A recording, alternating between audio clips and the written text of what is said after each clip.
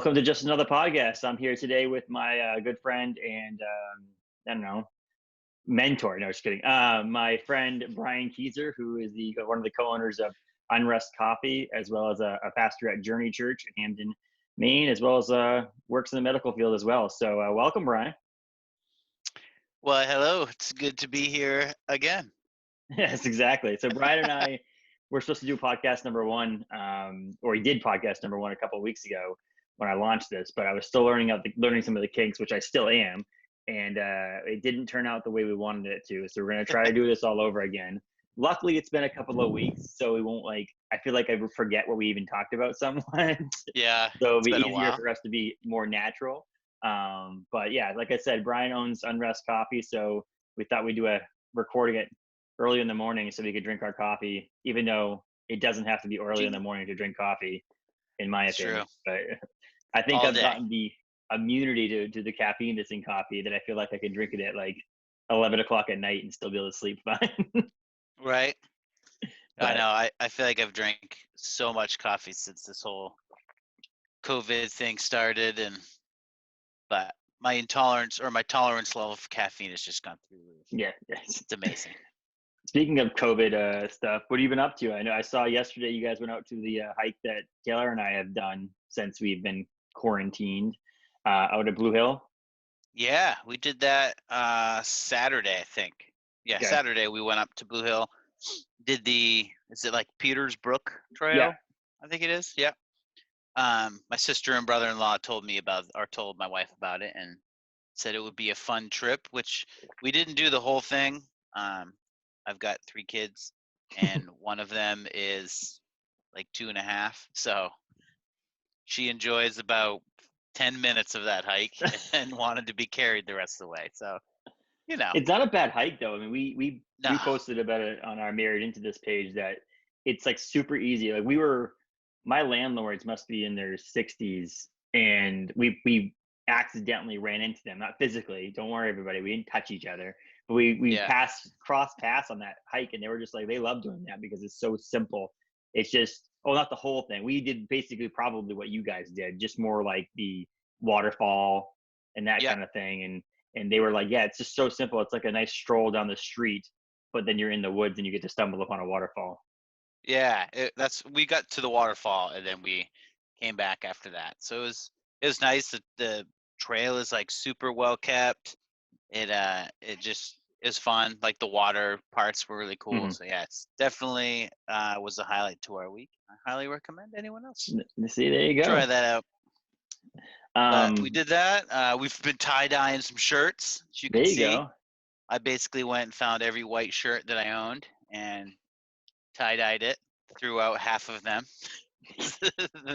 One of them looked like I was shot. It was just like blood splatters. And I That's was when you like, just save that one for Halloween, right? You just walking around right, like I should have.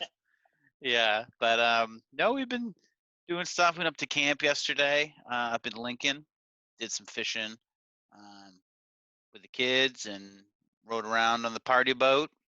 Just hung out for the most part, but been keeping busy. there you go. We went camping, distancing camping with some friends of ours on Saturday night out in Abbott, Maine, where Oh, we nice. basically Taylor's dad has some land and we just parked the Subaru on it, blew up the air mattress in the back of the Subaru so that Yeah. as it expanded, it just fit into the contours of the car, and then proceeded to have some fun. And it was the first time in a long time that I actually had too many fun adult beverages. And Sunday to me was just not. It reminds me of days in the past where I did it regularly, but I have not done that in a long time, and it was an accident. I'll tell you that much. And I Your age was remember, showing, huh? yes, and it's one of those things. I feel like when you're at a gathering, so say we're at your house having some drinks, right? Or watching a Celtics game, whatever, and you're up walking around, you're moving, you're going to the bathroom. There's like walls to like keep you in line. I feel like you know the where you're at. You're like, okay, I can stop. I need to stop now. I don't want to get intoxicated. I either have to drive home or whatever it is, and you're like, okay, I should stop now. When you're in the middle of a massive like clearing where there was trees and now there's not, and it's dark out and the only light you have is the fire, and to go to the bathroom, it's really just stumble wherever you need to Right. and go to the bathroom for a mail. I don't think it just took me by surprise. It was just like all of a sudden I was like, oh no. And I'll tell you what, I turned 34, 2 weeks ago, and it is a lot harder to get over that at 34 than it was at 21. Tell you that much. There you go. It's true. And then an entire day, I was like, yeah, there's a reason why I don't do this anymore. There's multiple reasons, but this is definitely one of them. This is I'm definitely like, one of them. this is definitely one of them. And Taylor's going to be 24 in September, and she's like, I don't even want to do that again ever. Like, it's not like it's nothing to do with 34. I think it's just no one should be doing that ever. I'm like, yeah, that's the reason why we didn't do that. We got home Sunday morning and just I was out for the count, like just watching TV and trying to drink some soup, and it There you was go. not what I wanted to do for sure. But hey, Recovery mode. you learn from your mistakes, right? There you go. But but you're safe, your family's safe, obviously. You guys have been trying to stay put and keep your distance and do what you can from home, and We you've been are. working from Yeah. home, right? Yeah, I work from home. Actually, they've been working on moving us to home, like on a more permanent basis too, which has been kind of cool. Um, I trying to set up my little home office to make it a little more permanent of a place. But so we've been working from home, which has its challenges, but I really Mhm. appreciated kind of being home and being around the kids more and the family and stuff, and knowing that I can just I sit up in the basement and know I can just go upstairs and see everybody and kind of have a quick, meet and greet with the family, and then come back down and go to work. And It's um, that just that passing thing is nice. That idea that like yeah, it's almost like passing your coworkers in the hall that you don't work in the same office with. This you get to right. pass your family and see your wife and see your kids, which is kind of cool. Yeah. Yeah, it's kind of fun. It was like Friday. We were working, and it was like the most beautiful day out. And so I'm down in the basement, and I open up the pool, and the kids are out there swimming. And I'm like, this is when Oh, work from home is not fun. When I'm like but sitting in the basement working. you could take 10 seconds, throw a bathing suit on, go outside, jump in the pool, and come back in I if you could, wanted to. Though I could. that would be the benefit of working from home, is the idea that you had the ability to just jump in your pool. But I think That's true. I'll probably do that companies are midsummer. a lot of companies are learning that, though. I think in this COVID situation, that there is some thought to that. When I was working in Massachusetts, um, Mm, we had contemplated. I worked for New Sound Concerts that puts on the Soul Fest, yep. and I was in their marketing department. It was me basically, but we had rented a building for our offices that we could either move the storage part of it to either a storage container for like $30 a month, or Yeah. to the owner's basement, and the rest of us could work remotely, and that would Yeah. save them $1,200 to $1,500 a month on the rent for that location. And so that was thrown around for a while. That was back in 2008. And so I think a lot of companies now is noticing that we can work from home, is that there is some, and people are actually getting stuff done. That I think their thought process is that people won't get anything done. And Right. now I think they're going to work to that more remote working for some people, because it will save them money and make employees Yeah. happier. I know where I'm at, we, you know, moved a whole bunch of people to work from home during all this, but then other departments that couldn't work from home kind of moved into our old cubicles, just because it was it was easier to kind of socially distance people that way. And in doing that, they pulled people in from all these other ancillary buildings and places that I'm sure they're spending least money on, and they Hmm. realize, hey, if we just keep all these people home, we could probably cut a lot of costs down. And we've always been looking at, or they've been looking at, work from home a lot over the past like year or so. And we were in like some trial basis of stuff, and this kind of accelerated it. Like, hey, it's proven we can do it, and we can do it well. um, Doing stuff in the medical field, we, a lot of businesses were kind of going down in their amount of business going on, where we were just kind of ramping up. Like, we got super busy for a while there at the start, and so we were able to move work from home and then up our kind of productivity. So it showed, it was like a perfect kind of test case scenario for us. But And it we're doesn't doing mean you that. guys can't come in to do meetings or whatever. It's not like Right. Well, right now in this situation, we're trying to do less of that, but like in the future, it doesn't matter. It doesn't mean that you couldn't have like 1 3 hour block every week, Tuesdays or whatever day at one, Yeah. you're there from 1 to 4. It just helps with, like I said, I think companies could save money. All of us Right. have fast enough internet, electricity, Yeah. laptops, iPads, iPhones, things that we can do remotely and do Yeah. it more comfortably. And so, there was a talk when I can do payroll from home for Orno Brewing Company. So there was talks at the big, like, over some busy moments where I'm just like, I took a personal health day. I was just like, I need to just not be at the office. I worked from home. I just told them, I don't care if you charge me like a sick day. I just want to be at home. I just need a day at home. This Yeah. is back 6 months ago. And they came out to me and were like, well, I mean, I think you could probably just come in at noon on Mondays and just do payroll from home. So you at least have a couple of hours in the morning if you want. And then I realized it's not as simple until I hook a printer up and all this stuff. So I was like, I'll just be in until I can actually set up an office space in my house, which I haven't Yeah. done yet. It was easier to work in the office, but there's pros and cons to both. And, you know, Right. Yeah. but It's just a let's whole talk a different little bit more mindset. about the fun stuff like Unrest coffee, man. Oh, there you go. It's good coffee. And I admitted I was going to lie and say this is Unrest coffee, but it's been, it's like one of those I'm things out. nowadays. One of those things nowadays that with shopping, you can't be as picky, if that makes any sense. Like I can try Yeah. I can order you online and I can go to Central Street Farmhouse or Tiller and Rye. But if I'm gonna go to one store when I'm out, it's like, okay, gonna go to Hannaford, get everything I need to get and go home and try not to like go to multiple stores. And Yeah. so luckily there is things like online ordering. But when I was at the store, I was like, oh my gosh, I'm almost out of coffee. And so I just pulled coffee off the shelf and I was like, that's cheap and it looks like it'd be okay. And I guess Yeah. I told Brian it's Newman's Own Organics, but at least it goes to charity, right? And that's There you go. That makes I up mean, for it, I guess. Brian's like, go to my charity though. My family, my kids need to Right? eat. Brian.org. I don't know if But that's a real website. Don't go there. don't go there. It's like in high school when they said, don't go to whitehouse.com. Remember that? Yeah, right. But we were drinking coffee here, so let's chat a little bit about coffee. I mean, I've heard this Yeah, story a couple of times now because we're our friends, obviously, and we did right. 4-day podcast. But how did you get involved in Unrest Coffee? Definitely. I've rehearsed it now. So um basically like I've always been big into coffee.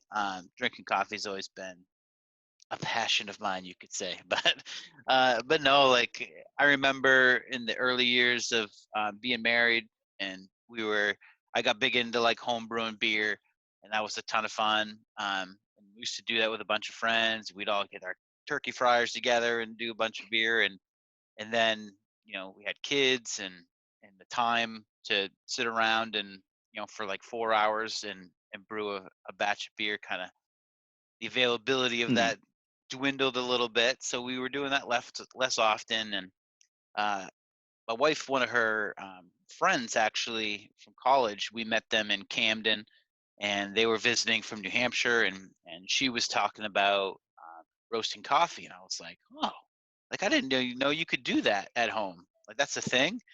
And so she was telling me she had this little roaster, and she would roast coffee at home, and she was actually selling it a little bit. Um, and then after that, I went home, and I had a little bit of money set aside that I'd been saving up for a moped actually. And then I was like, why get a moped? Let's get a roaster. So we bought a little roaster, looked like a toaster oven, and just started roasting coffee at home, and just fell in love with how easy it was, and how fun it was though to experiment. And it reminded me a lot of kind of the things I liked about home brewing beer, where you could roast all these different beans and roast them differently, and get into that kind of the creative side of things. Um, and did that for a number of years, and then I met Micah, who um, owned Unrest Coffee at the time, and our sons were both in the same class and school, and we got to know each other a little bit. And I remember it was Halloween. They came over, and we were trick or treating along our street, and just the whole night I was just talking to him about Unrest Coffee and how I thought it was awesome. And I was like, can I help? Like any way I could get in on that and just help you out. Like, you don't have to pay me or anything. Just throw me some coffee once in a while. And um, I've been doing. I did like a short stint in the screen printing business, and we're selling T-shirts, and we had a little clothing line called New Empire Apparel, and I loved doing that and just shipping out shirts all over the place. So I was like, hey, Micah, like I could do your online store if you want. Like I could get that going and we could sell coffee online. And so we did that for a while. It was about a year. I helped him with that, and it kind of was up and down. He was or is still a stay-at-home dad, and so he had like this full-time responsibility to do that to his family, and then he was doing coffee as well. And I was like, hey, let's get this going and let's do more coffee. And he's like, I'm pretty comfortable right now. And then, because his time and wasn't there. And um, just I remember one day we kind of shut the website down because it wasn't doing much traffic, and it didn't really justify paying the fees that we were paying. So I remember saying to him, like, hey, if you're ever interested in selling um, the company, let me know. Like, I'd be interested. Just kind of off the cuff. And he's like, yeah, we should talk. And so we got together at OBC up in Orono in the marginal way there. And we just talked and came to the deal. And from there, bought the company. Really about a year ago today, like not today, probably on the dot, but it was like the end of May, beginning of June when I officially took over. So it's been a year now, and have loved every second of it. So that's kind of how we kind of stumbled into it. Me and Micah we're good friends. We still see each other and text all the time and talk coffee and stuff. But um, yeah, so it's kind of a hobby turned into a side hustle, and then who knows where it will go from there soon. But And that's why one of the things I always reach out to people and tell them to do. It's the same thing that I kind of did my entire life, basically, of how I got into, other than working at Best Buy in Circuit City, like how you get into a job or something that you want to do is, it doesn't hurt to ask someone. Like we get people yeah, asking us all the time if they can come brew with us. We have to say no because Micah was a small independent company with one person working there. right, He could have you come help and actually do something. You're like, I don't want to come there and help you roast the coffee. I mean, yes, it would be cool if I did that with you, but you're like, can I help you ship things? Something that he maybe didn't want to do, but you were yeah, able to take off on and then get your foot in the door. Was the same thing like when I started at Newstown Concerts. I just told you about earlier. Was I was dating someone who worked there, and they're like, "Hey, yeah, you can come help out." And then all of a sudden, I know where I basically took over her role, and like she was still there. I She did stole other your things, but job. yeah, but like the idea that I got a job there because of that. Like I told Yeah, Andy, I was like, I really want to get in the brewing industry and do stuff in the brewing industry. He's like, hey man, I can hire you on part time quickly. Legally, they have to pay me because it's an actual like it can't just, and it's like safety OSHA things because I'm in the yeah, brewing industry. So he's like, hey, do that, and then that led to me more bartending, and then led to me being in the position I'm in now. So it's like it doesn't hurt to ask. Please don't anybody listening to this email us at Orno Brewing Company unless you want to work in our tasting room to say, hey, please can we work in the brewery because we do have enough staff. yeah, However, it's not a bad idea that if you have a friend or a family member that's doing something you're really passionate about, it doesn't hurt to be like, hey, what can I do to help? If it's even if when you guys have gone to different festivals together, you and Micah, and it's like, even if you're like, hey man, can I come help you at a festival? Can I help just yeah, be there, set a tent up, or whatever it is? Um, right, it doesn't hurt because it could turn into something where eventually the owner of the company is like, hey, yeah, I wasn't going to sell it, but you're the right person at the right time. Here you go. yeah, And now Brian and the Keezers are the owner of Unrest Coffee, which is pretty cool. yeah. And you never know kind of where things can go. And it's funny, like especially in the beer industry, I'm sure you guys probably get it all the time where people are like, oh, I'd love to work in a brewery. Like, I'm sure you guys just stand around and drink beer all day and like, get to just brew I beer mean, must be like so glamorous, and there people are just days want to like like, that, but oh yeah, I'm sure like you guys have fun, but it's like people, probably think that you just want to go and hang out. It's like, well, still a job, like a job that I'm sure Asa and you guys like love every second of it, and yeah, you can't just go hang out all day and do it, but definitely like email people, call people. Like that's one thing I've been trying to do more of. I'm like a introverted extrovert, which is Hmm. like a weird kind of thing to work through. Is like I'm really extroverted, but I'm not in a lot of ways. So I've been trying to push myself to kind of reach out to other business owners and chat with people. I know Andy Gagan right off the bat when I bought the company, I was like, hey, like I appreciate you as a business person as well as a friend, but I'd love to just chat sometime and like I love how he runs the business there and just like get to know how he does things. And so I, encourage people to reach out to people who are in business, even if it's not the exact field that you're looking to be in, but um, just to learn how to see create a good culture in your company, even if your company is me and my wife and my kids, but you still got to create culture, and that culture will only grow as you grow. And so, It reminds but me of when we were all of us were younger, and remember when street teams were big for like bands. Like you'd go yeah, online, you could like join a street team. Like I remember, I think I was part of the Alien Ant Farm street team at one point, and it was like I got a package in the mail with like 100 stickers, and like they yeah, wanted me to put up the stickers all over the place, and it was like I feel like we could be kind of cool in this world we live in right now with the ability to start a business pretty simple and easily nowadays. Like my dad used to talk about when we were younger, when we can easily you can record a song in your house now and it sounds pretty good. My dad right, had to like go to a studio that had the equipment and spend thousands of dollars to get a single song done because that was the only yeah, way to do it.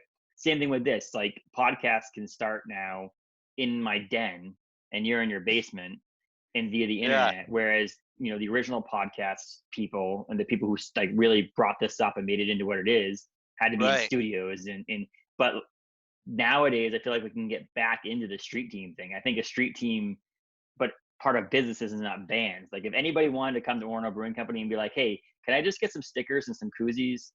I'm going to be going to this place and this place and this place, and I'll just hand them out. We'll go, of course, 100%. yeah, And likely in the long run, if you were saying later on we had a position for marketing department, likely that person who came to us and was like, hey, can I just hand stuff out at a festival?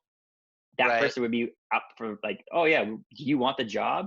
Yeah, sure. More than someone who just applied off the street. So yeah, the reaching out to your small business friends if you have some extra time, just to like if you needed someone to just sticker bags, and you dropped them off at their house. Here's the stickers, here's the bags, this is how you do it. And I'll give you a mm, couple of pounds of coffee for it. Likely you'd have someone who would want to do that. Not saying you're asking for that now, because right, you do have a little bit more time on your hands anyway. So you probably don't need that at the moment. But yeah, the idea that if someone came to me and was like, I had an audio engineering background and I'm not doing anything on Tuesday or whatever, can I come help you record the podcast? I'd be like, of course, come on yeah, over. Like that, not right now, but like, come on over, help me out. Because if you're trying to get that just hours under your belt, you know, yeah, doing that stuff. So yeah, I miss the street team thing though. I literally had like stacks of stickers from different bands that I was like, I don't yeah. have anything else to put them on. And I'm not actually doing my job because I wasn't going out there and putting them on things. I just wanted free stuff. I just wanted free stuff. That's a funny thing, and like a brand ambassadors and stuff, Hmm. and like I've got there's cool stuff that you can do with that and offer people discounts, and I know like the internet's just a crazy place where you can be and do that kind of thing, and when people refer people, do that whole thing where you give someone a certain link and say, hey, if you post this all over Facebook and people use your link to buy stuff off our website, you get, we'll throw you a little commission on that kind of Hmm. thing. So And it there's all works. I kinds think of, I didn't yeah, think advertising worked until I started buying things off of Instagram and Facebook. Like, I was like, right. why are people advertising so much? And I'm like, oh, look at this cool shirt I bought off of Amazon or Instagram. Like, Yeah. and I'm like looking through my closet. I'm like, I have 6 shirts I bought off of Instagram. It's like, So man, like people, they but I knew listen, me. but I'd listen to Brian Keezer more than I would listen to Instagram. So like meaning that if someone sent you a link and they're like, buy Joe Schmo's, Right. posters, I might be like, well, Brian's promoting this, so I trust Brian's opinion on it. So Yeah, it must be I'll click good. on this link. Yeah. So there is a lot of ways that that's now easily done. Yeah. and it might be a little bit easier to build a brand nowadays than it used to be. Um, I tell you what, I Yeah, mean, I launched a podcast during this, which, I mean, 15 million podcasts got launched during COVID. I'm The ones sure. that the best thing will be is that the ones that stay. You know what I mean? Like, Yeah. I'm hoping to continue to do this. There are some that people will let their lives take over again, Hmm. and go back to being in the office full time and all this, and then they'll just all of a sudden, I know all these will, some of them will trickle away, and the ones that really are passionate about doing it will stay for the long run. So we'll Right. see, but Yeah. It's funny how things work like that. Like my dad um, started his own company when I was. It might have even been before I was born, but he worked for a tire company his whole life, and then at some point, him and a friend or a business partner, they branched out and started their own tire company. And like my whole childhood was that was what my dad did. He owned Northeast Tire, and I remember like there's pictures of me and my sister in these like ghetto Northeast Tire T-shirts, um, and he was a salesman. He drove all over the state of Maine and sold tires and to little shops. And then when I was in college, he ended up selling it to Sullivan Tire, which is a big, you know, New England company. And so he's worked there. He still works there. Um, and so like seeing that that's such a doable thing. And I think even back then, the upfront costs of what he had to go through and to be able to do that. And my dad graduated high school and that was it. He didn't go to mm, college. He didn't, get a business degree. He just worked really, really hard. And so it's cool to be able to see that. And we talk about how easy it is to you go on legalzoom.com and boom, you just started a business. You paid $200 and you created an LLC and there you go, you're running. And so and same with recording bands and stuff. And um, I was talking to a guy the other day who one of my best friends, and he was saying that he met somebody who had heard of an old band that I was in, like in the early 2000s, Take Courage. And he was like, you guys are like nowhere on the internet. And I was like, because there was like no social media back then. like we had MySpace was just coming out when we were like, already starting to wind down. And so you think how hard it was. You had to hand someone a CD that you burned yourself and be like, hey, pass this around. Like I remember it was like in that weird stage where like you really had to sell CDs to get your music out there, and you didn't really want to give it away, but you also wanted people to burn it for their friends and be like, hey, just get our name out there, because mhm, how else are you going to do that back then? And so but nowadays it's like people can start bands and seem like they're the next as they lay dying band, where really it's two guys who recorded this whole thing in their bedroom and they've never even touched an instrument before.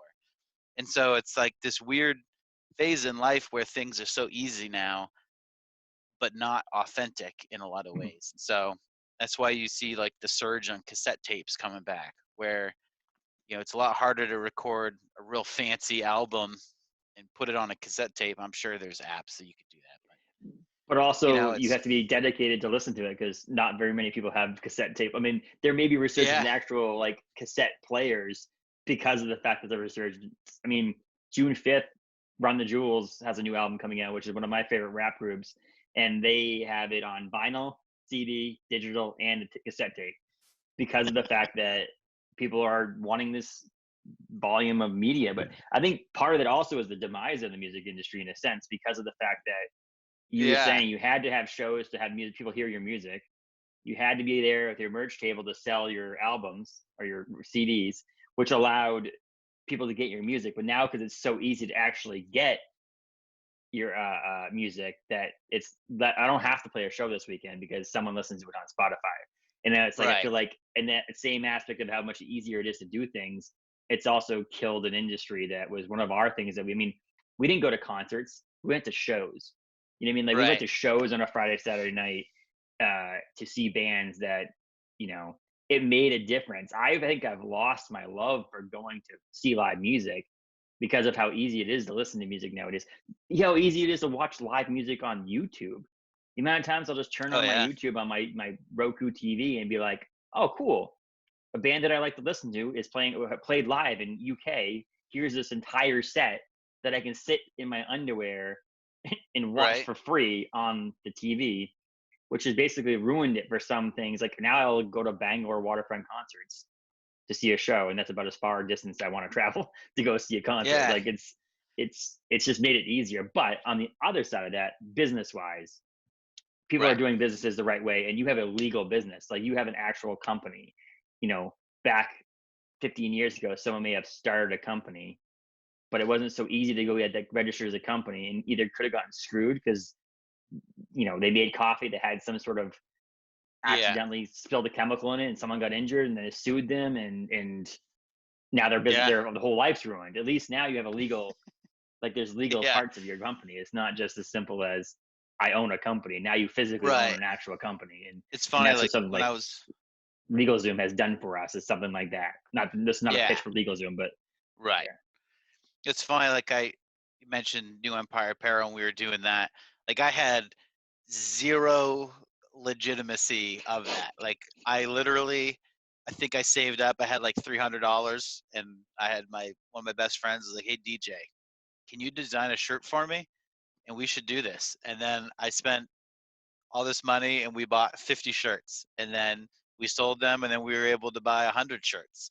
And then, I had like this personal bank account that wasn't really, it was just like a sub account that I kept the money in. And like it was not legal in any way.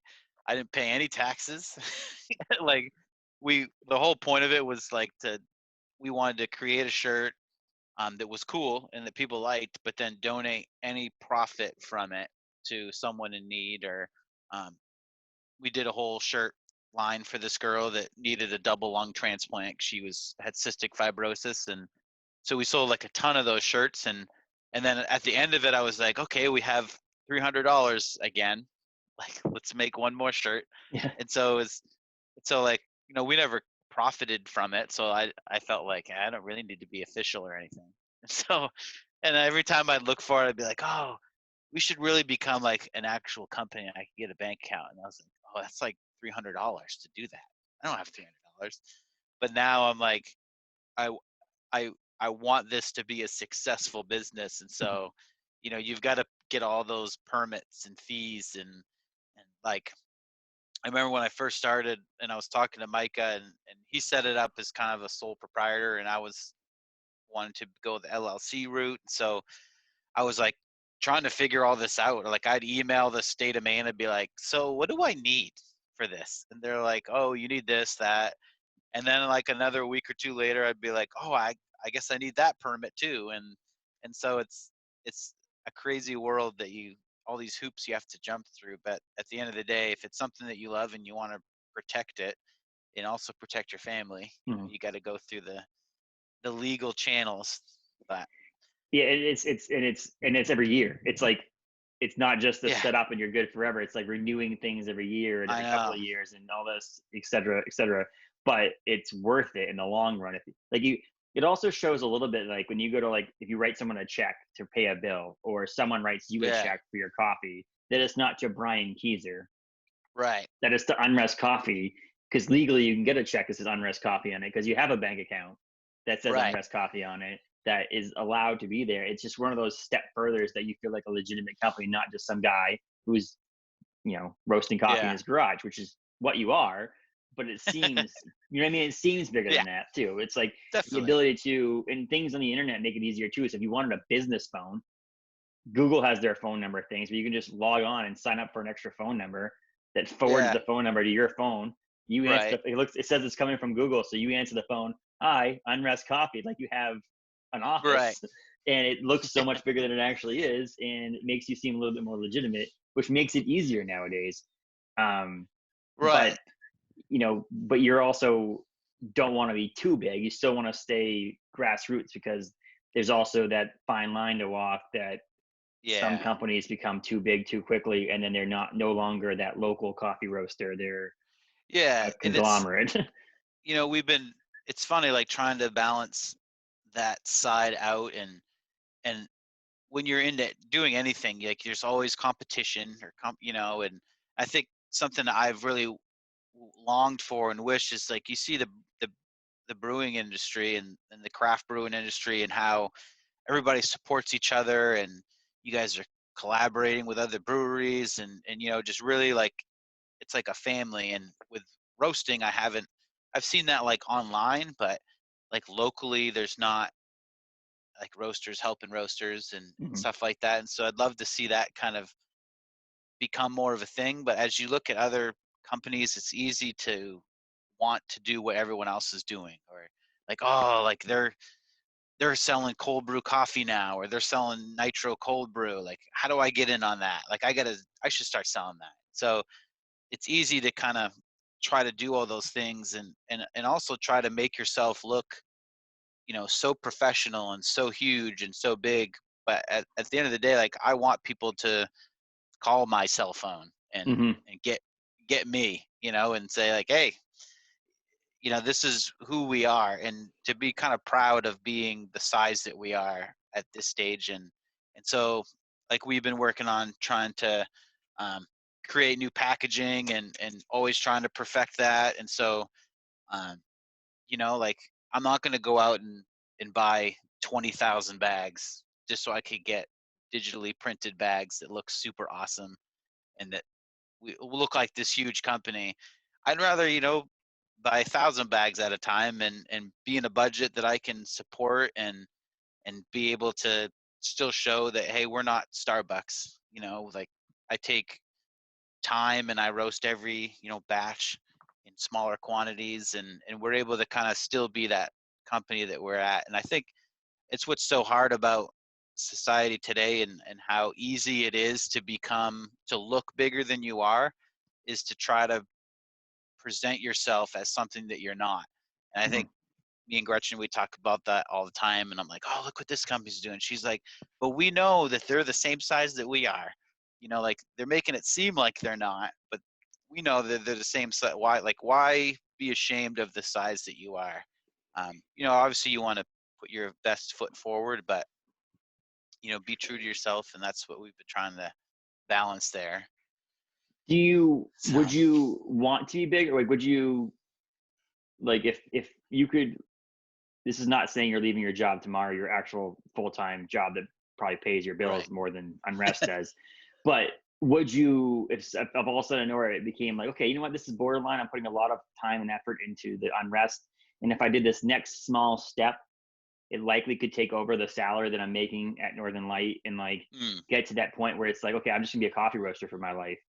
Would that be something that would interest you, or is that just like, is there too much risk? I mean, we watch Shark Tank every once in a while, and it was like these people are like, "Oh, I'm Yeah. doing this thing, and I'm working a 40-hour a week job," and Mark Cuban will be like, "Sure, I'll invest on you if you quit your job," because it's like if you don't put Yeah. 100% out. I see both sides of it, but if you want it to be a quote unquote side hustle or just something you do for fun, but you also can support the cost of it, because home brewing, you don't support the cost of it. There's no way, Right. no one sells homebrew to a friend. You give homebrew to a friend. So all it Yeah. does is your hobby costs you money. Whereas with Yeah. roasting coffee, its ability to actually sell it to cover the cost of the coffee, maybe make Mm. a little bit of extra money to help with like, you know, going on vacation or doing some extra things to help support your Yeah. family. But if it was like, okay, tomorrow, if you did this one, two, and three things over the next couple of months, that's what you could do to make Unrest Coffee your career. Would Yeah. that interest you, or is that something that like is you want to stay what you're doing now? Oh no, yeah, not to confuse to say like Yeah. to yeah, no. If I mean if tomorrow we did X, Y, and Z and I was able to fully go coffee roasting, I'd be there 100%. Hmm. So we're always trying to push that envelope and to figure out our next thing and to make it a larger company. Because yeah, I think that's ultimately the goal. Otherwise, I wouldn't be putting in the time and the effort Hmm. and the um, you know, all of that into it. If I just wanted to be a little side hustle, I think I'd look for something easier. Yeah, But exactly. yeah, But it's something but we're I dealing with in the definitely brewing industry right now. It's there's too many people who, but I think you are doing it right. Not to pat you on the back or like think this is a way to just promote how awesome Thank you. Brian is, but I think he's doing it right because I think you bought Unrest coffee. It didn't change much. You like added tea. You changed a Yep. little bit, like I think you changed the bags right originally already, or did you not change the bags yet? Yeah, we upgraded to Okay, like a sealable bag with a valve and all that. so you've done a couple Uh, of small things that have helped progress the company. It's not like you bought it and just status quo, you're running it through.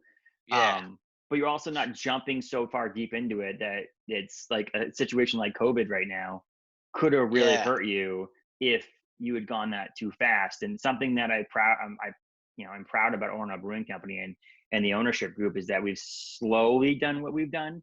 Like we yeah. opened our 61 Margin Way or Margin Street um, location after 4 years basically of being open, three and a Hmm. half years of being open. We took that time to like, okay, this is what we want, this is what we want, and jumped into Yeah, it. And then slowly starting to add a tank maybe here, or slowly starting to do this or yeah. that, or there's some companies that across the nation, not just in the state of Maine, they have Right. $20 million in debt from expanding their brewery or doing another location or whatever it is. They have millions and millions and millions and millions of dollars in debt that we don't have.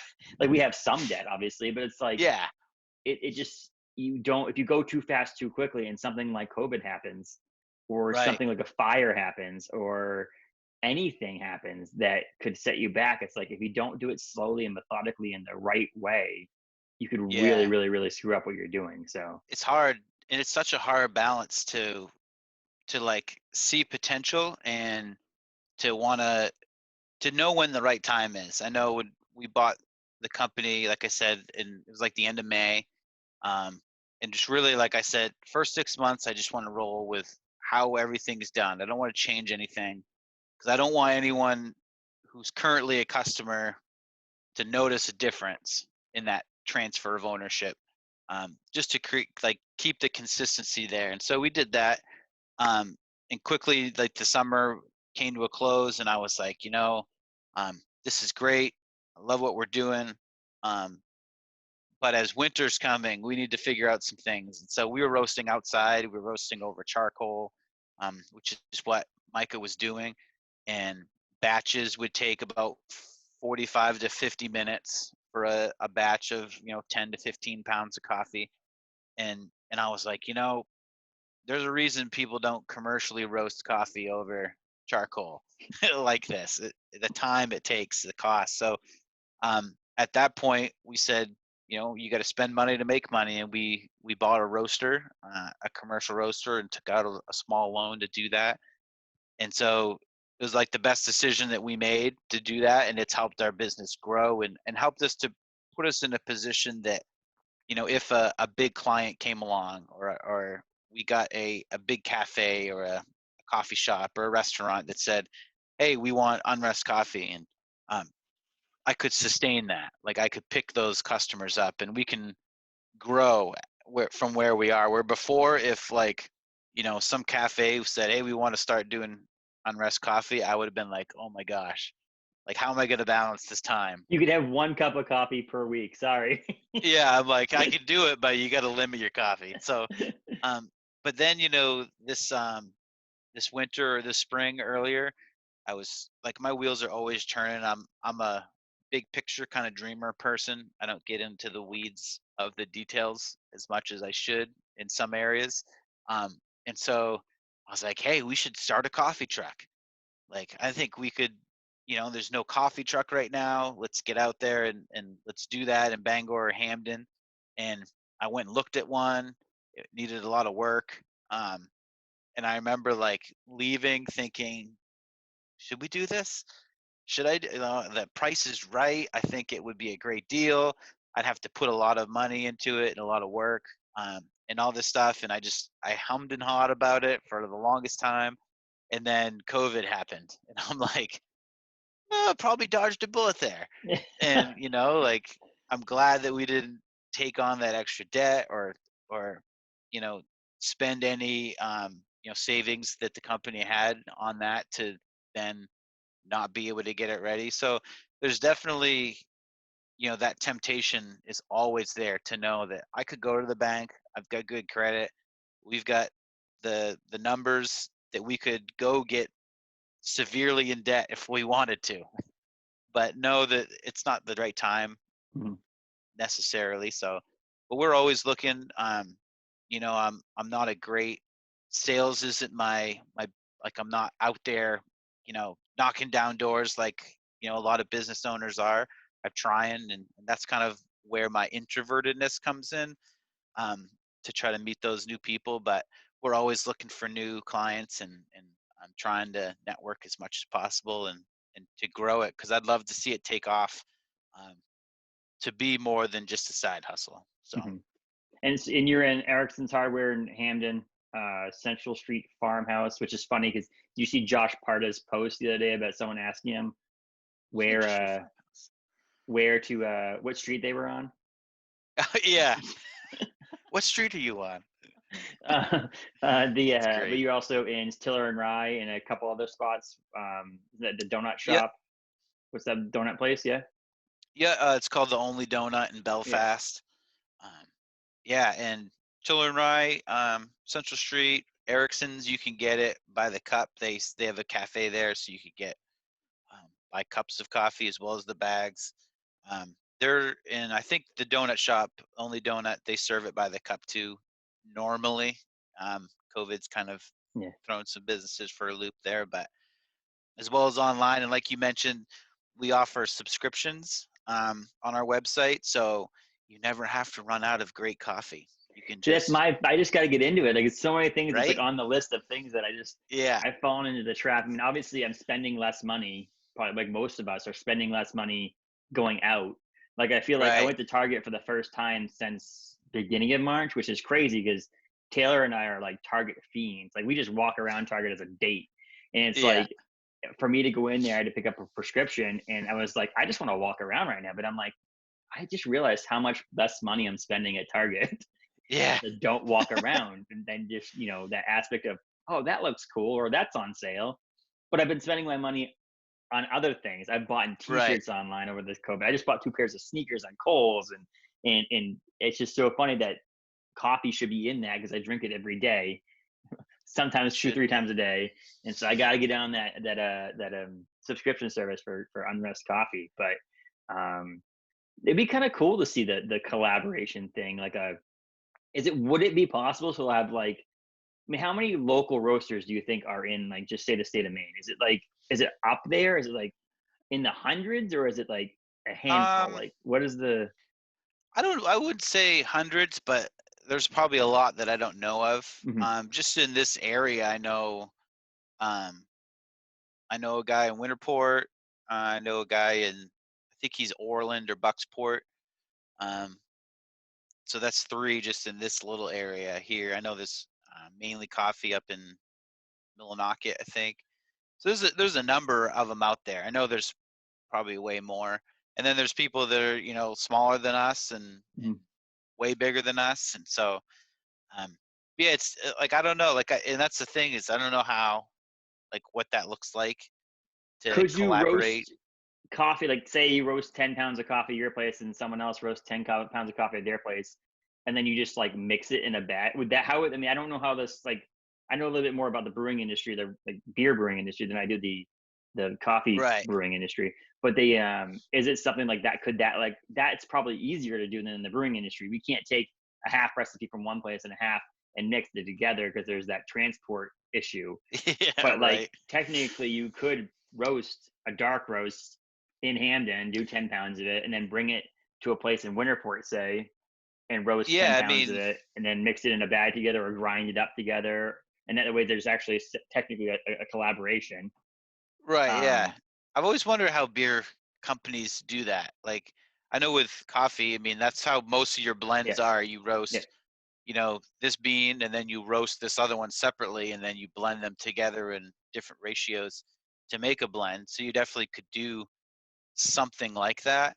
I'll tell Um, you what, a beer industry collaboration is 99.9% of it is the head brewer of each location. So we do quite a few with Mass Landing.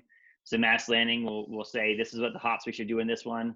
and we'll say we should do this hops in it, we should do this ABV, we should do this, should we add lactose, whatever, we should do fruits or whatever. And then they go, okay, this is the recipe. And whoever's the host brewer, so say we do the collaboration at Orono Brewing Company, we have Ace is the one brewing it, and then you have a photo of one of the guys from Mass Landing pour hops in, and then we drink beer all day. That's basically what a collaboration for brewing industry is. So a collaboration in the brewing industry is basically that the idea of the recipes of collaboration, not the physical brewing of it. The collaboration of brewing Yeah. it is the brewer from the head brewer of the place that is hosting the collab is the one brewing. And then the recipes between the multiple locations, trying to figure out what we want to do, what the labels look like for the cans, all those things. Yeah. So it's not as much as, and there's times we've done collaborations. We did this all together collaboration with other half and other breweries. That was a virtual Yeah. collaboration. No one was in each other's houses, like places, and doing these things. We were just doing it all. Right. We did one with the Portland Zoo, which is our bar in Portland. That was Don't Feed the Animals. That came out Friday. I We did saw that that. collaboration via Zoom.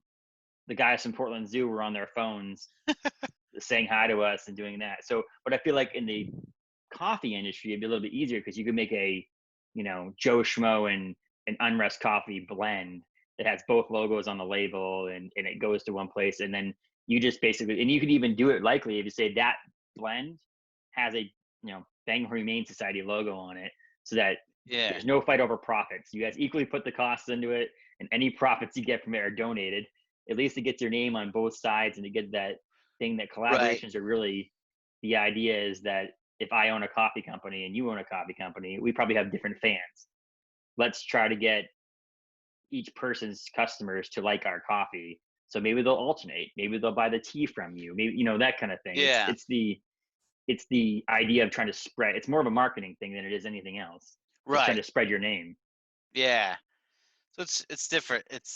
And maybe, coffee.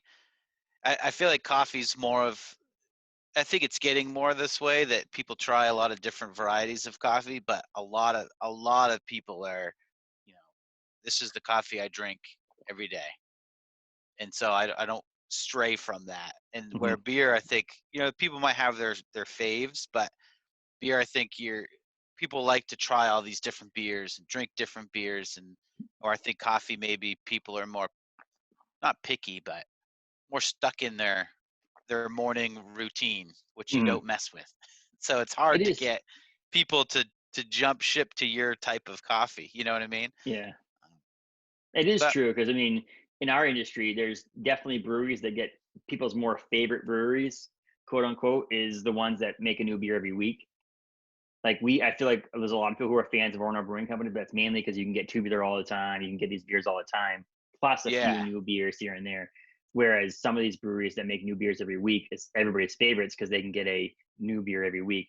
There isn't that you're not coming out with a new coffee every week. It's a yeah, good portion of people who have a light roast, medium roast, dark roast, and extremely dark roast, and that's their coffees, and you just get to pick how heavy you want your coffee or how dark you want your coffee, and that's literally the difference. And you get to drink that coffee, and maybe you have your winter blend, which maybe you drink during the winter, and your fall blend you drink yeah, during the fall. But you're right. I think the majority of people, there's two types of people: the people who would drink any coffee if it's just coffee, yeah, and the other people who like their specific type of coffee, and that's what they stick to.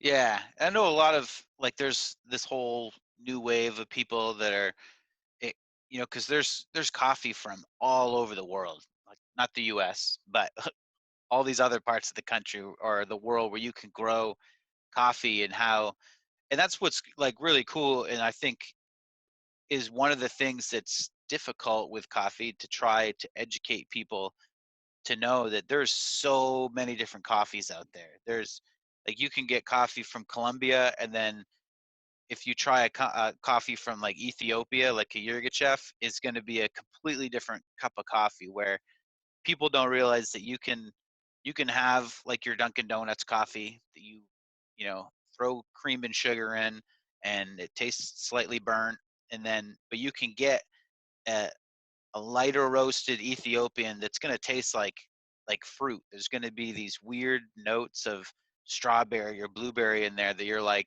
is this a flavored coffee, or is this? And it's not. It's just a lot of it has to do with where it was grown, the process that they do to process that coffee bean. There's just so many things out there that can make every person's coffee, like each company's coffee, so unique. um, I know that the roaster in Winterport, he's got a certain type of roaster um, that is like way different than my type of roaster. I have a traditional drum roaster.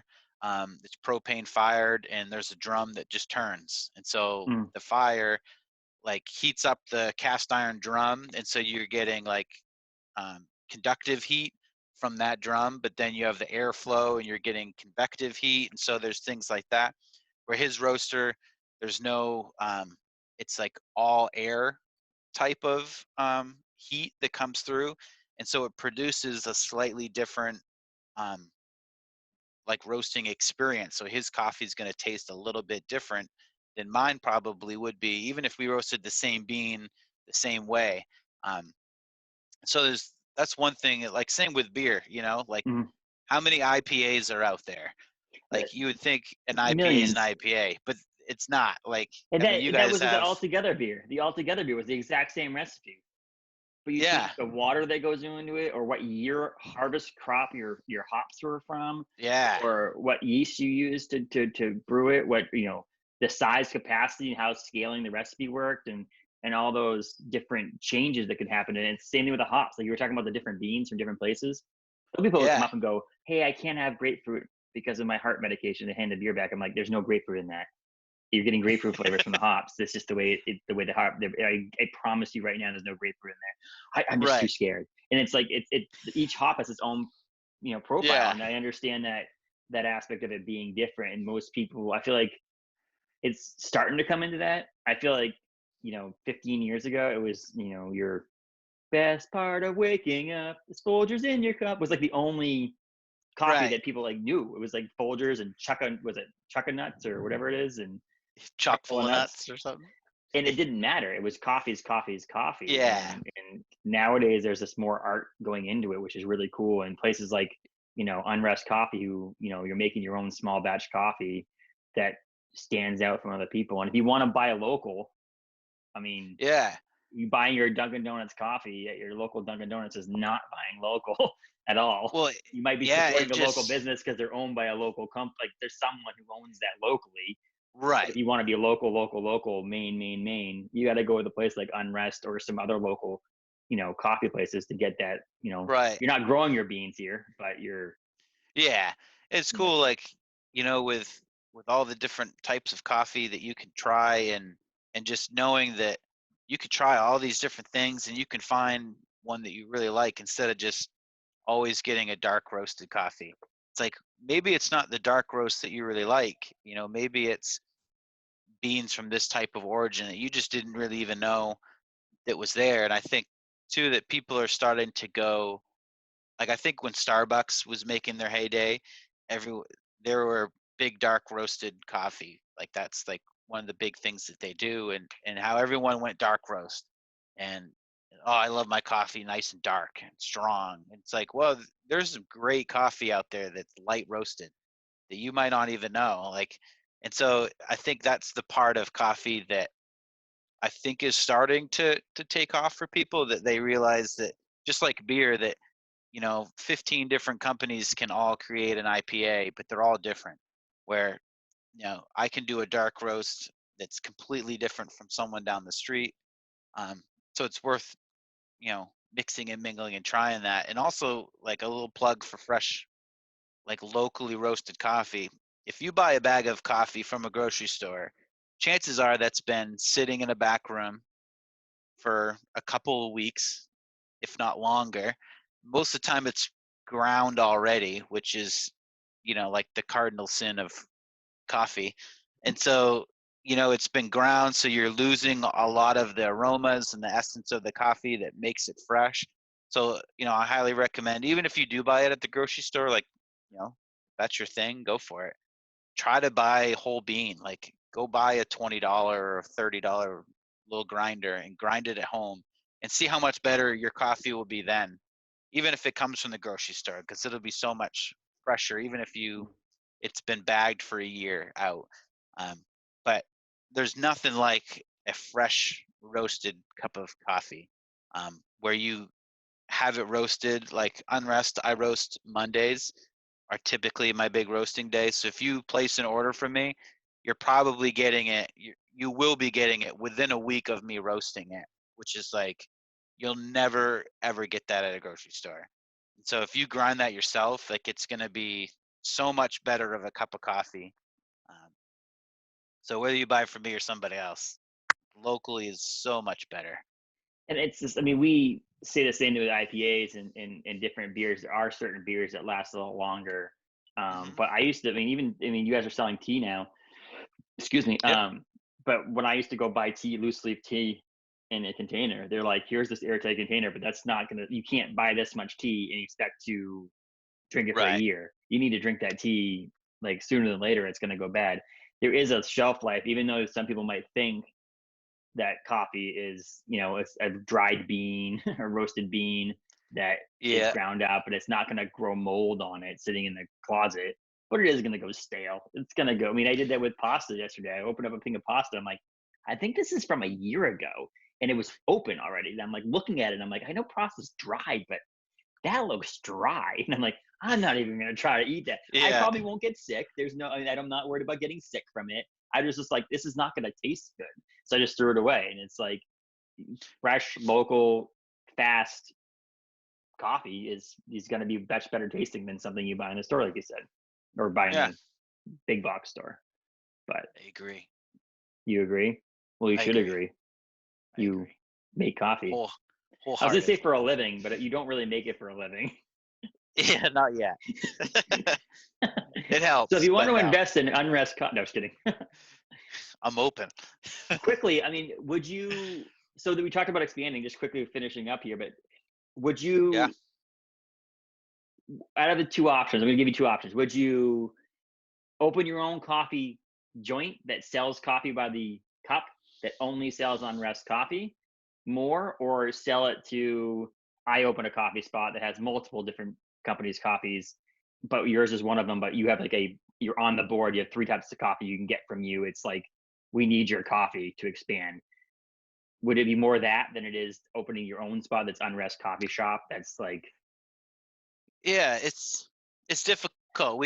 I met with a friend of mine. He's a teacher of entrepreneurship. That's a crazy word. Um, a friend of mine, Jason Harkins, and we kind of chatted just to be like, hey, um, what do you recommend a business do? Like, how do you expand? Like, how do you, um, you know, get investors, or like, what does all that even look like? Because I don't know. Like, I didn't go to business school. And so we were talking to him and just sharing a lot of like our dreams. And um, it's funny how, if I talk to 10 people about coffee, I think 8 of them are going to say, oh, I've always dreamed of owning a coffee shop. I've always dreamed of owning a coffee shop. Like everyone's wanted to own, everyone watched Friends. Everyone wants to own the Central Perk. And so, we're talking and he's like, well, where do you want to go? Like, if you could quit your job today and do Unrest Coffee, would you want it to be a wholesale coffee company where you sell coffee to other people who brew your coffee, or and do a wholesale coffee company, or do you want to own a coffee shop? Because those are two very different business plans and marketing, and they're just very different avenues of thought. And so I haven't settled on that yet. Um, I think I'm one of those 8 people that have always loved the idea of having a coffee shop. When me and Gretchen first got married, like a year or so after, we lived downtown Bangor, and we lived right above a pizza shop um, in downtown, and I bugged the owner for like a week or two to try to work for him, even though he didn't need anybody. I just bugged him, and I was like, I'd love to work here, pay me under the table. And so I ended up getting a job there, and I made pizzas and sandwiches, and we sold coffee too. And I loved just getting to know people. And this was like Patty Murphy's was new, and like the Reverend Noble, and there's the Red Martini. Like it was like when downtown was just starting to kind of become a cool place again. And I loved just seeing the people that came in every day and came in for their cup of coffee and they bought the Boston Globe and you just saw them every day. And so I love that aspect of business, but I don't necessarily want to own a restaurant.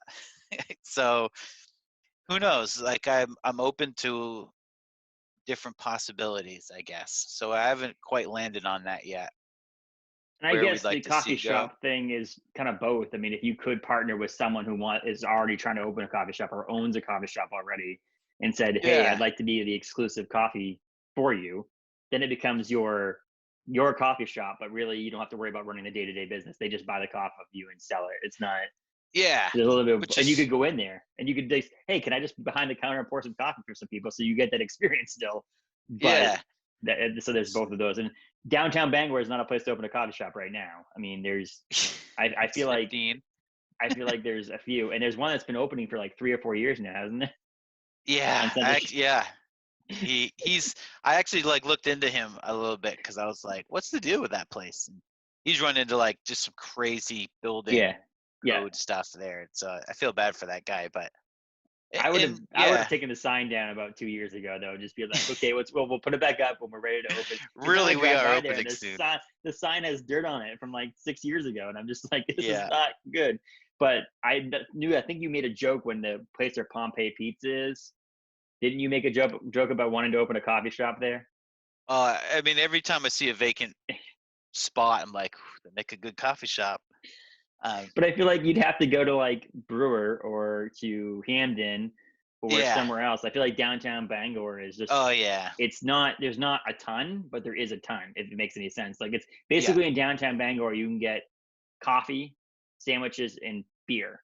Like that's what you It's like true. to me, with the number of places that you can actually do that now in downtown Bangor. And if that guy ever gets open up on Central Street, it's another coffee shop. Right.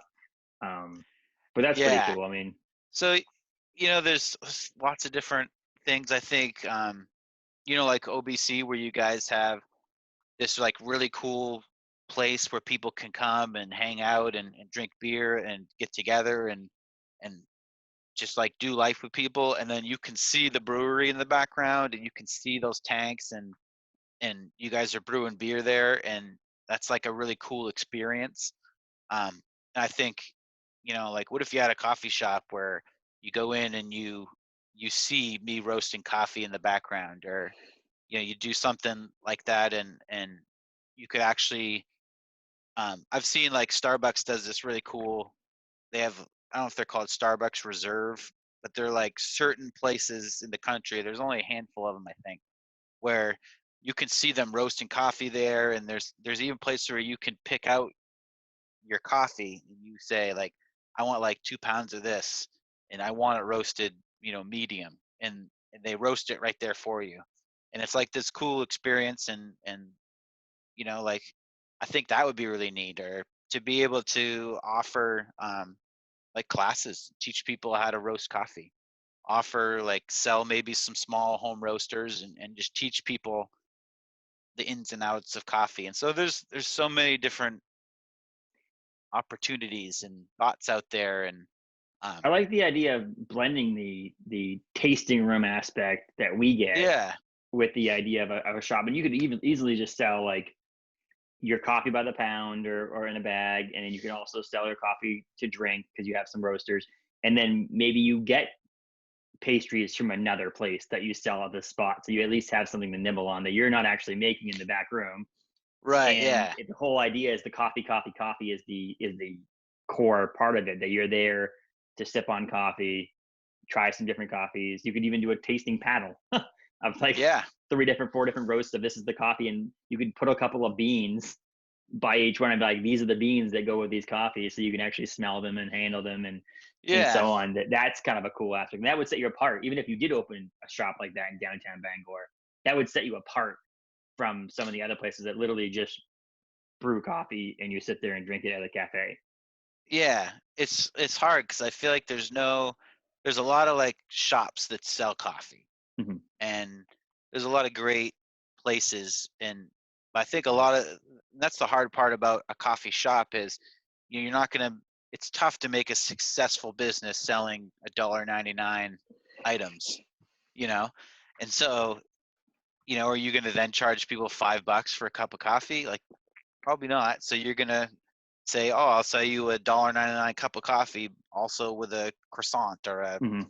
and then because you've got to add this other element to be able to pay all your bills and to make it. So that's what's difficult about a coffee shop is I think a lot of people want to be all about the coffee, but in order to do that, you've got to bring in these other aspects to make it a successful business model. Um, but no one's, to my knowledge, at least, no one is roasting their own coffee and selling it by the cup right now in the Bangor area, at least. I don't think. And that's the aspect. I mean, why brew or tasting rooms have taken so far off. So, say you grow out to the size Yeah, it's not going to fit in your house anymore, and you need to like add a second roaster or do whatever you need to do, buy a bigger roaster. You have to now buy or rent property. Say you have to lease a store, right. a business. Why not lease a business that has at least a small spot with 10 seats in the front of it so people could drink your coffee? But that's not your like focus. Your focus is you needed a Right. bigger place to brew coffee or to roast coffee, and that one of the reasons why tasting rooms have taken so far off, so like are like huge in the state, is a lot of these companies are like, we're gonna have this space to brew coffee or to brew beer in. Why not make some money to pay the lease Right. or the mortgage on it with selling beer so people can drink there? It's both Yeah. places. You're not opening a coffee shop and then you having to all of a sudden roast coffee at a different spot. Why not have them Mhm. be the same spot and people can look at it and have the experience? So that would be Yeah. if I had to vote, that would be the vote that I would have. But obviously, it's not my money and not my future Right. in it. But I think it's It'd pretty allow cool. I you, love the future. right? The future's great. It would allow you too to like, I would imagine you guys probably do it where you can have like your big um like your standard coffee that you offer or your standard beers that everyone knows, like your tubular and those types of things. And but then in your brew pub or your tasting room, you're able to brew like small batch stuff that maybe it's only available in a keg at the tasting room. Hmm. And so, maybe there's limited runs of coffee that we get in that are, maybe too expensive to mass produce and roast and sell out to wholesale clients, but you have to come to the place to get it. You got to come to the shop. So there's so many different ideas out there. Who knows? The But it's future cool because you are is looking bright. towards the future that there is something that you could do. It's not like the coffee industry is stale for you. It's because being a year into it, you have this ability to now to think about what's next and to come out of COVID and see how what's. I mean, I still feel like we talked about, off air or last time we chatted that people are still going to want to do this to go. People are still going to want to do this home delivery thing for a while. I Yeah. mean, I wouldn't see it changing drastically before the new year. And so having the ability to order your coffee online is huge at this moment. If you didn't have that set up already, it could have been a Right. little bit of a struggle during this time that you're able to now continue your business and grow your business doing this via the internet. And you Yeah. do hand deliver your packages. But if someone called you from, Presque Isle and says, I want your coffee at my store, you might say, Yeah. yeah, sure, I'll just throw it in a box and mail it to you overnight and pay that extra fee to get it to them. Yeah. But they have it the next day, or UPS ground within the state is usually the next day anyway. So you could Right. just send it up to them and they have it now at their spot without having to go up there. And maybe you go up there every once in a while just to say hi. But Yeah. there is that ability that coffee can be mailed, and that's what's cool about that right now. So if anybody's out there wanting coffee, Unrest Coffee or Unrest.com, UnrestCoffee.com. Yeah. IrishCoffee.com. Yeah. Yeah. So Yeah. And we that's are pretty cool. doing, which has been huge. Like through this, our online sales have gone way up, which is great.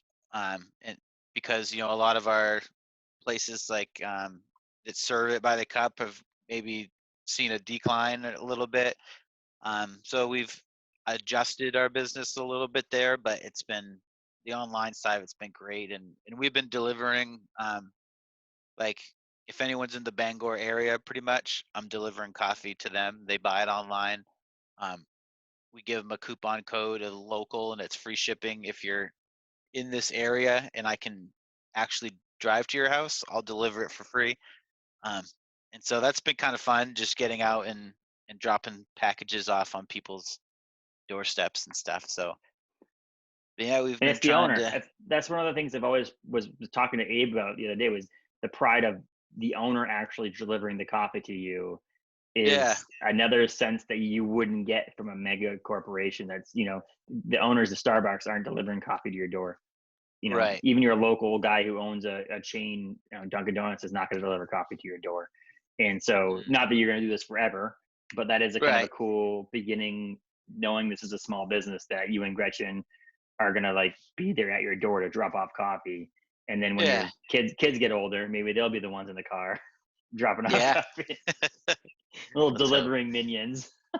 Right? I was like, Jude, we could do a coffee truck and you could just run it all summer. Be There awesome. you go. Isn't that like the Bluths, like the banana stand on Arrested Development? Yeah, right. But Exactly. sweet. So Brian is online at unrestcoffee.com, and you're on Instagram. You have a Facebook We are. page, We right? do. All at Unrest Coffee. I'm guessing they're all the same. Yep, I believe Pretty so. easy. Pretty Pretty easy. easy.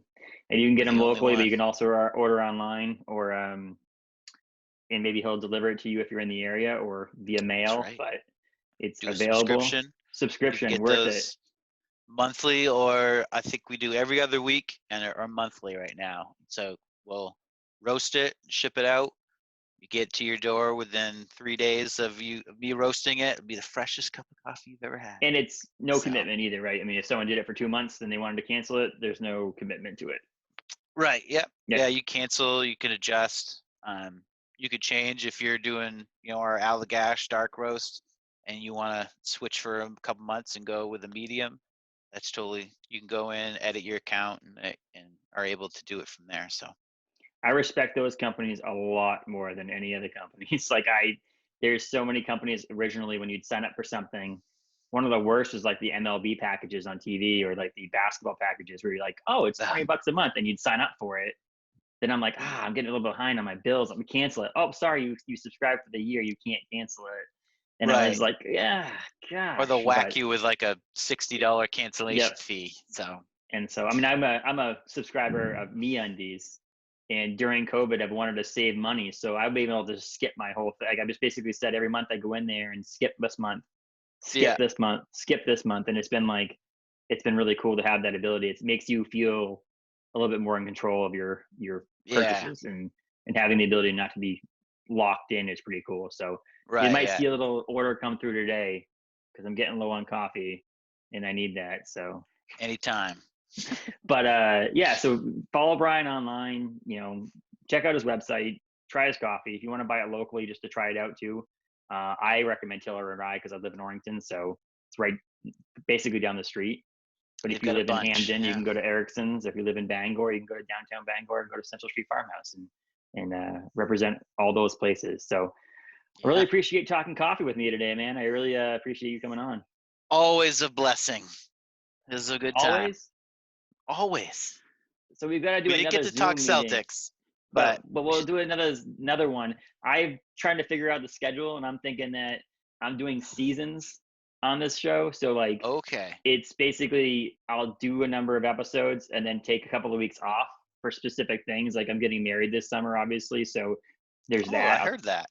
I'll take that time off, and then I'll do a couple of months of shows and then take like the Christmas holiday off, and then I'll Nice. do a couple months of shows. And I work in an industry that's affected by the college students, so maybe I'll take like May off next year for like graduation, do a Right. couple of that kind of thing, and those are seasons. So I was like talking to Josh Moulton and you, and I'm like, got to get Brian and Josh on. Could be the same episode, doesn't matter. I want them on once a Yeah. season.